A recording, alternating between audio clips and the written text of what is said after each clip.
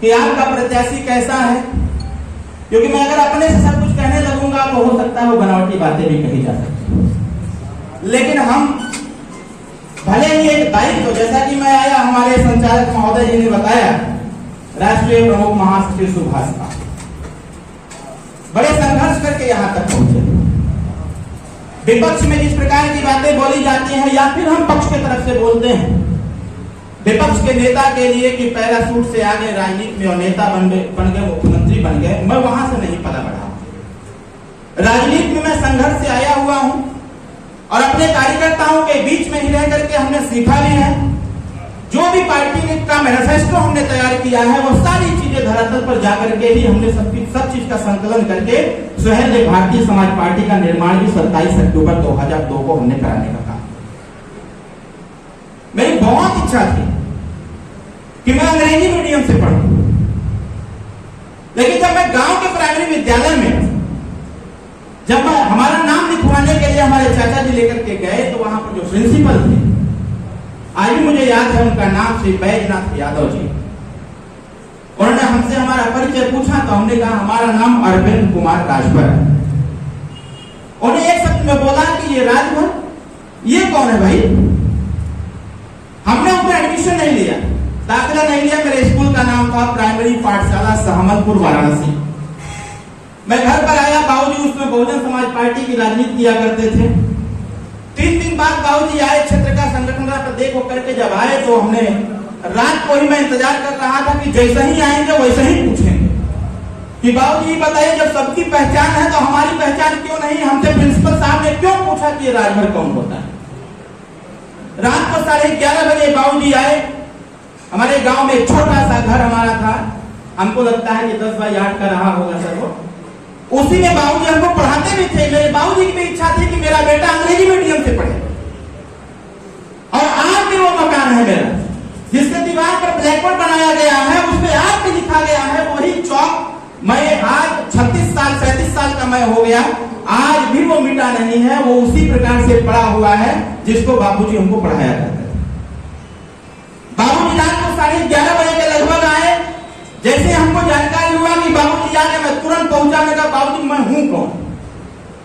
हमने कहा बाबूजी हम के है ही लगा। तो कहे अरे हमारा लड़का हुआ तू। हमके ना लड़का तो है, लेकिन कौन जाति से है हमें पूछना चाहा। और पहले आप अपनी जाति बताइए कि आप किस जाति से? तो कहे जाति वाली बात कहां से आ गई? हमके स्कूल में बाबूजी सभी जाति के लोग पढ़ते हैं, फिर हमारा नाम जाति के आधार पर क्यों लिया गया? मुझे इसी चीज का तकलीफ। बाबूजी सुबह हमको स्कूटर पर बैठाए, लेके पहुंचे और प्रिंसिपल साहब से बोले बच्चे का एडमिशन करिए और ये जाति पाति की बात मत किया करिए। कहीं ना कहीं मेरे मन में राजनीति में और मजबूती की तरफ आने का एक कारण और था। जब मैं गांव में प्राइमरी पाठशाला पढ़ लिख करके थोड़ा सा आगे बढ़ा, पार्टी आप लोगों के सहयोग से थोड़ी मजबूत हुई, तो बगल का आजमगढ़ जनपद है, वहां एक कॉलेज है, children senior secondary school children college के नाम से जानते हैं बजन त्रिपाठी सरकार, और उनके छोटे भाई कृष्ण मोहन त्रिपाठी जी हमारे पार्टी के प्रदेश अध्यक्ष हुआ करते थे। तो बाबूजी ने उनसे कहा कि हमारा बेटा अंग्रेजी मीडियम से पढ़ना चाहता है, कि आपके स्कूल में वो पढ़ सकता है? उन्होंने बोला क्यों नहीं। जब मैं वहां गया, पढ़ाई लिखाई मैंने जारी किया, बीच में एक आर्टिकल मैंने पढ़ा था टाइम्स ऑफ इंडिया। वहां पर डेली न्यूज़पेपर आते थे, अंग्रेजी के भी आते थे, हिंदी के भी आते थे। टाइम्स ऑफ इंडिया में जब हमने पढ़ा कि राजनीति में किस प्रकार से विधानसभा लोकसभा में जो संख्या है, जो देश का कानून बनाने का काम करते हैं, देश को संचालित करने का काम करते हैं, ऐसे लोग गरीबों के पक्ष में किस प्रकार का कानून बनाते हैं। जो कानून बनाने वाले लोग हैं उनकी बौद्धिक क्षमता क्या है, उनकी शैक्षणिक क्षमता क्या है। जब इसको मैंने पढ़ा तो मैं तुरंत वहां से पीसीओ था, मैंने बाबूजी को फोन लगाया शाम को। हमने कहा बाबूजी राजनीति में पढ़े लिखे लोगों को स्थान जरूर दीजिए, जो राजनीति में इसकी कमी है। उन्होंने बोला क्यों? हमने कहा जब आप आएंगे हॉस्टल तो हम आपको बताएंगे। जब बाबूजी हॉस्टल आए तो मैं वही न्यूज़पेपर उनको पढ़ाया, क्योंकि अंग्रेजी में था, मैंने पढ़ के उसको हिंदी में ट्रांसलेट करके बाबूजी को बताया। और हमने कहा कि बाबूजी ये तैयार रखिएगा कि जो भी राजनीतिक स्तर पर पिछड़ा और पिछड़ा गया हो उसको प्रथम स्थान देकर के आगे बढ़ाने का काम करिएगा। यही देश के संचालन में प्रगति का पथ होगा, यही एक निर्णय होगा, एक निर्माण करने का कार्य करेगा, जिससे नरेंद्र मोदी का जो सपना है वो सपना भी साकार। छोटा सा परिचय हमारा नाम डॉक्टर अरविंद राज है और मुझे याद है ये वही मऊ की धरती है माननीय अध्यक्ष जी। इसी मऊ की धरती पर सोनी धापा के मैदान में पहली बार हमने भाषण दिया था, वो भी लिख करके हमारे डॉक्टर संतोष पांडे जी ने दिया था। एक रफ का पेज था, उसी पर लिख करके दिया था और इतना उसको मोड़ दिया था तो पढ़ ही नहीं जा रहा था कि उसमें लिखा क्या है। जब 2003 में हमने यहीं पर सोनी धापा के मैदान में जब मैं भाषण देने के लिए खड़ा हुआ तो मैं डर गया भाषण देने से, क्योंकि जैसे आप यहाँ पर बैठे हुए हैं मैं उतनी भीड़ नहीं देखा था, वो भीड़ पूरा इसके ऊपर दिख रहा था और मेरे पैर भी डगमगा रहे थे और मेरी हाइट भी छोटी थी। इन लोगों ने कुर्सी और ईटा लगा करके हमको भाषण दिलवाने का कार्य किया था। भाषण देते देते ही बीच में मैं रोने लगा और डॉक्टर साहब ने हमको एक झापड़ मारा था उस दिन मंच पर ही, और मैं उसके मंच को छोड़ करके मंच के पीछे गया, बैठ के रो रहा था। और फिर उसका जब कार्यक्रम खत्म हो गया बाबूजी पूछे क्या हुआ, हमने कहा किसने हमको मारा था पहले ये बताइए हमको। जब बाबूजी ने कहा कि नहीं वो डॉक्टर साहब है जिन्होंने भाषण लिखा था उन्होंने ही मारा है, हम तो उनको बुलाइए guest house, PWD guest house लेके जाते हैं, मैं इनको बुलाता हूँ, बाबूजी सामने रहते हैं, दोबारा मत मारिएगा डॉक्टर साहब, आने वाले समयों में इतना तगड़ा भाषण दूंगा कि आपको भी पीछे छोड़ दूंगा और पूरा पार्टी के संग आगे बढ़ूंगा। और साथियों मुझे वो दिन भी याद है 2011 का जब चंदौली के उस प्रांगण में भाषण दे रहा था तो हमारे माननीय राष्ट्रीय अध्यक्ष, राष्ट्रीय उपाध्यक्ष, राष्ट्रीय संगठन मंत्री जी ने हमारे पूरे ताकत के साथ हमको पीछे खींचने का प्रयास किया कि बहुत हो गया, अब मान करवाना चाहते हो क्या यहाँ पर, बंद करो तुम्हारा भाषण बहुत हो गया है। नेताजी बैठे हुए मंच पर इनको भी अवसर देने का कार्य। साथियों मैंने पढ़ाई लिखाई जो किया है सिर्फ राजनीति के लिए किया है, मैंने जो भी पढ़ाई लिखाई किया सिर्फ राजनीति के लिए किया, इसलिए मेरा ट्रेनिंग रहा है पॉलिटिकल साइंस। मैंने ग्रेजुएशन भी पॉलिटिकल साइंस से किया, भी किया, नेट क्वालिफाई भी किया, एमफिल भी किया, पीएचडी भी किया, तो राजनीतिक विज्ञान से किया। साथियों मैं दूसरा भी सब्जेक्ट ले सकता था लेकिन राजनीतिक विज्ञान से किया, मुझे जानना था, समझना था कि देश की राजनीति में अच्छा काम कौन कर सकता है और जो अच्छा काम करेगा उसी के साथ हम जैसे लोगों को चलना चाहिए। और साथियों मैं पढ़ लिख करके प्रयास करता रहा, संगठन को आगे बढ़ाया। यहां विषय है 22 मार्च 2022 को जब माननीय गृह मंत्री जी से हमारी मुलाकात होती है, 10 मार्च को परिणाम आता है और 10 मार्च को परिणाम 3:47 पर मुझे हार स्वीकार मिलता है। मैं सारनाथ के गेस्ट हाउस में बैठा हुआ था, 3:47 पर टीवी पर दिखाया जाता है कि अरविंद राजभर पराजित हुए शिवपुर विधानसभा से, और 3:52 पर एचएम साहब का फोन आता है कि तुम्हारी बात हो गई ना। हमने कहा सर मैंने क्या किया है? उन्होंने कहा कि चलो तुमको हार की बधाई और तुम्हारे पिताजी को जीत की बधाई। ये बताओ इस हार की मिठाई कब खाओगे और जीत की मिठाई कब खाओगे? हमने कहा सर दोनों एक ही समान कैसे चल सकता है? उन्होंने पूछा कैसे? हमने कहा कि सर आप ये कहिए कि हार की मिठाई कब खाओगे और जीत की मिठाई कब खिलाओगे, तब हम आ जाएंगे आपके पास। अगर एक ही रूप से लेके चलेंगे तो हम कभी आने वाले नहीं।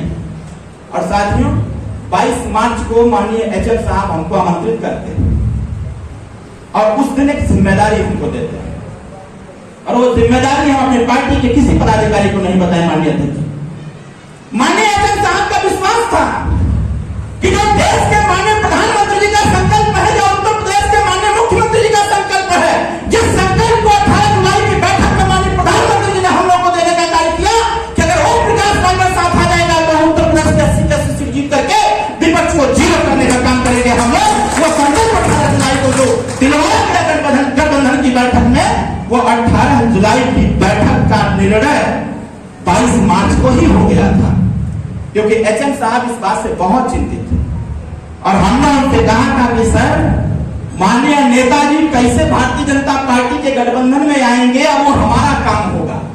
हमारे कार्यकर्ता किस प्रकार से जहां आज तक संगठन कमजोर है वहां मजबूत संगठन कैसे तैयार करेगा, ये हमारा काम है। हमारे माननीय विधायक आपके प्रत्याशी को वोट देकर के राष्ट्रपति कैसे बनाएंगे, हमारा विषय है। हमारे विधायक आपको वोट देकर के राज्यसभा कैसे बनाएंगे, हमारा विषय है। आप चिंता मत करिएगा, हमारे पिताजी हमेशा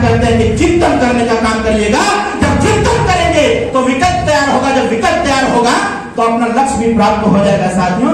वही काम हमने करने का काम। और 18 जुलाई की बैठक में औपचारिक घोषणा हुई और औपचारिक घोषणा के बाद संकल्प लिया गया।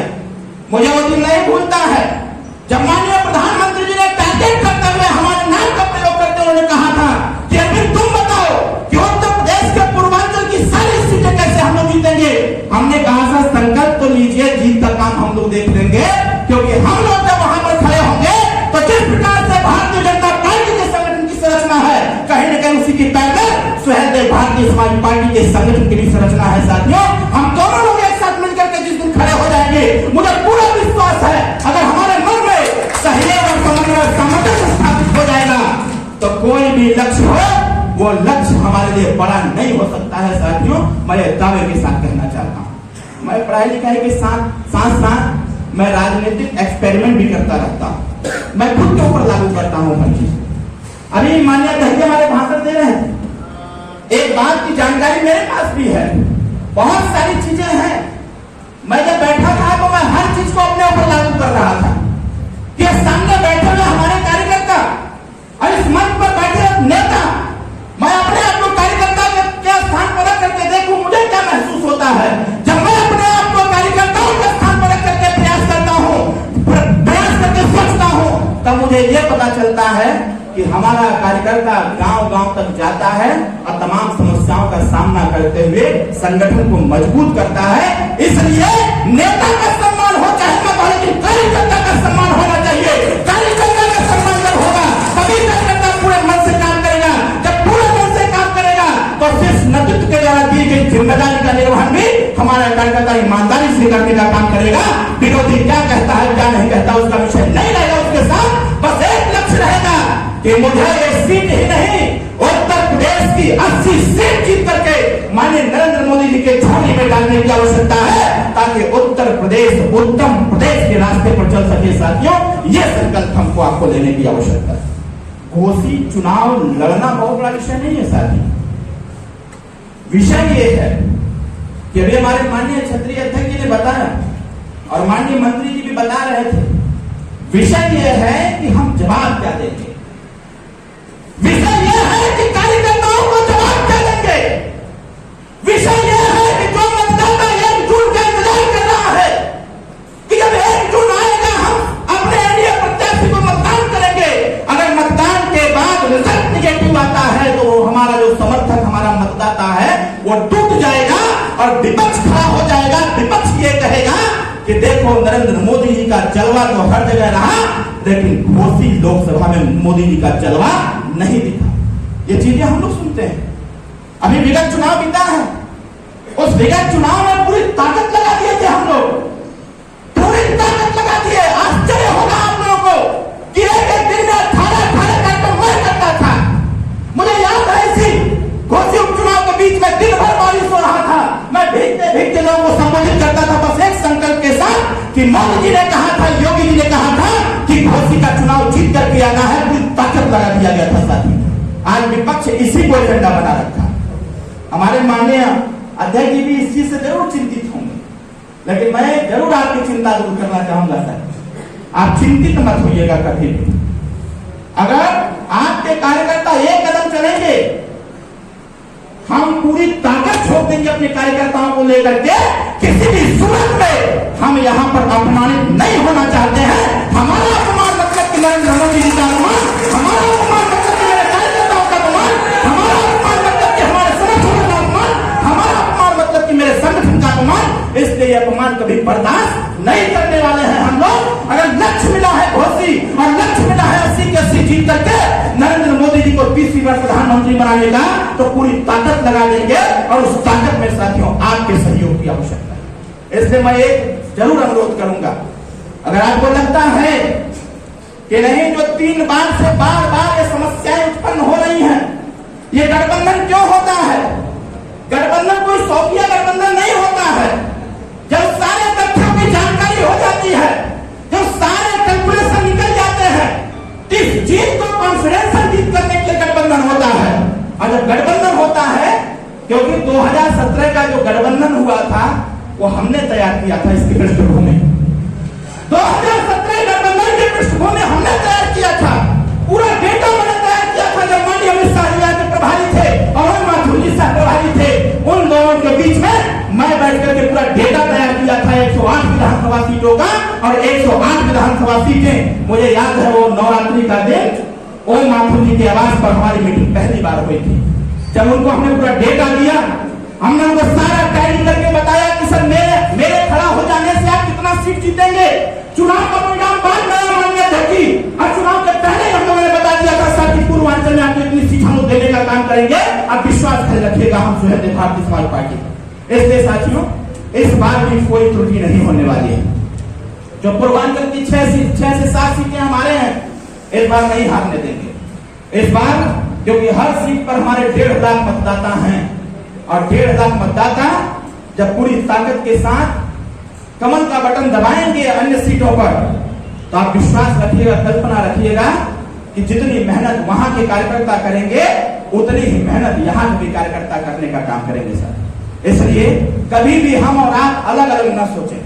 जब तक हमारा लक्ष्य एक नहीं होगा, जब तक हम सभी लोग अपने शीर्ष नेतृत्व के बनाए हुए रास्ते पर नहीं चलेंगे, जब तक हम और आप संकल्पित भाव से नरेंद्र मोदी जी को तीसरी बार प्रधानमंत्री बनाने का बीड़ा हम लोगों ने उठा रखा है, जब तक ये हमारे दिल और दिमाग में नहीं रहेगा, तब तक साथियों विरोधी ऐसे ही चिल्लाता रहेगा और विरोधी हमारे आपके मनोबल को तोड़ता रहेगा। सर आप जरा कल्पना करिएगा, बगल की सीटें हैं, हम सभी लोग अपने कार्यकर्ताओं को लगा दिए कि प्रत्याशी के साथ उनके डायरेक्शन पर जहां जहां मेहनत करना वहां मेहनत करो, जितने बूथ के सेक्टर के संगठन के लोग हैं सबको लेकर एक्टिव हो जाओ और सारे लोग लपट करके उस लक्ष्य की पूर्ति के लिए साथियों काम करने का काम कर रहे हैं। इसलिए हमारा बस एक अनुरोध आपसे रहेगा, कभी भी मुझसे अगर कोई शिकायत जाने अनजाने में कभी भी मुझसे कोई भूल हो गई हो, कभी भी कोई ऐसी गलती हो गई हो, तो अपना बेटा, अपना भाई, अपना छोटा भाई मान करके हमारे गलती को आप क्षमा करने का कार्य करिएगा।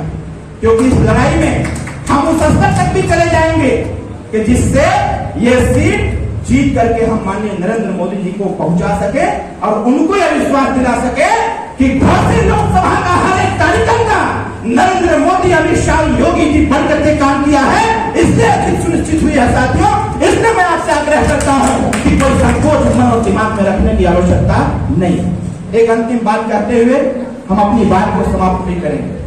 आज हम सभी लोग यहाँ पर बैठे हुए हैं, बस अंतिम बात कहते हुए कि हम सभी लोग पूरी तन्मयता के साथ, पूरी ताकत के साथ हम हर सीट को जीतने का प्रयास करेंगे। बस एक बात कि हम विरोधियों के कहने पर न आए, क्योंकि विरोधी के पास कुछ बचा नहीं है, उसके पास कुछ नहीं बचा है, वो सभी लोग आपस में ही लड़ रहे हैं। अगर हम आपस में लड़ने लगेंगे तो फिर प्रॉब्लम हो जाएगी साथी। अब कहीं ना कहीं अगर संदेह बनता चला गया, क्योंकि संदेह, शक की कोई दवाई आज तक धरती पर नहीं बना है साथी। कैंसर की दवाई हो गई, हर चीज की दवाई है, लेकिन संदेह और शक की कोई दवाई नहीं है। इसलिए हम इस चीज को पीछे करते हुए बस एक लक्ष्य की प्राप्ति कि हमें किसी भी प्रकार से चौथी बार हमें किसी भी प्रकार से मुंह के बगल नहीं गिरना है। चौथी बार सीना तान करके देश के नेताओं को भी अवगत करा देना है कि घोषित लोकसभा का हर एक कार्यकर्ता जाबाज है कि अगर कदम आगे बढ़ा देता है तो पीछे हटाने वाला नहीं है।